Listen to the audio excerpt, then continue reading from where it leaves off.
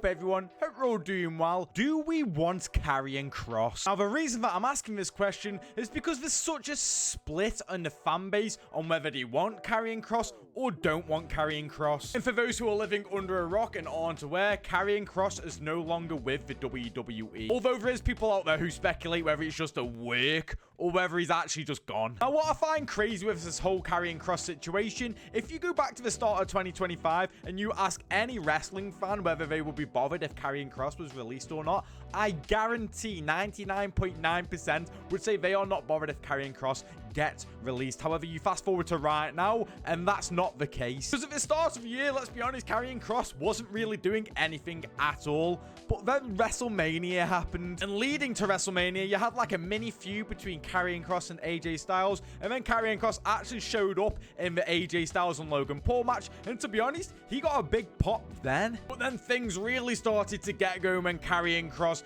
did that viral promo post WrestleMania talking about the landscape of wrestling with Logan Paul and opportunities and whatnot. And ever since that happened, wrestling fans all just started to love Karrion Kross. And as the weeks and months started to go by, he was involved in a lot of backstage segments to do with Sami Zayn, and every time Kross's face showed up on that screen, you would hear a massive pop from the crowd. I mean, he started to get that much movement that the crowd started petitioning for him to be in the Money in the Bank, which he wasn't, by the way, but still, there was a big movement there to get Karrion Kross in the Money in the Bank. And all of it just kept on building hype and building hype, leaving fans demanding the WWE that they actually put Karrion Kross in a match, which we ended up getting when he started to feud with Sami Zayn, and we got some matches between the two. However, the matches is where we get to the part of the problem with Karrion Kross, at least for some fans. Because remember at the start of the video when I asked the question, do we want Kross? Well, there is a lot of people out there who don't want Karrion Kross. The main reason being,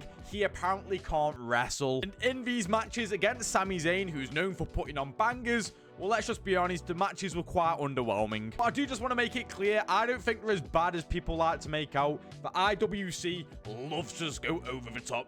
You would think he dropped the worst match of all time against Sami Zayn. He didn't, but yeah, the matches weren't the best. And Karrion Kross's last match for the WWE was against Sami Zayn at SummerSlam, and we haven't seen him since, as he has been released. And it's just been so 50-50 with the whole Karrion Kross situation. Again, you got 50% of people saying they want Kross, 50% of people saying that they don't want Kross because he simply can't wrestle. But in my humble opinion, I think that the WWE should have kept Karrion Kross. Now listen, I'm very aware that his weakest point is definitely his wrestling side of things. However, I am a sucker for a wrestler who can generate a good character. Another reason why I would have kept Karrion Kross around, despite his in-ring ability not being the best, I thought he was a really interesting character and could tell a decent story. And I do believe that's kind of lacking nowadays in the WWE. How many wrestlers are there that are super talented in the ring, but just can't get the fans to give a shit about them?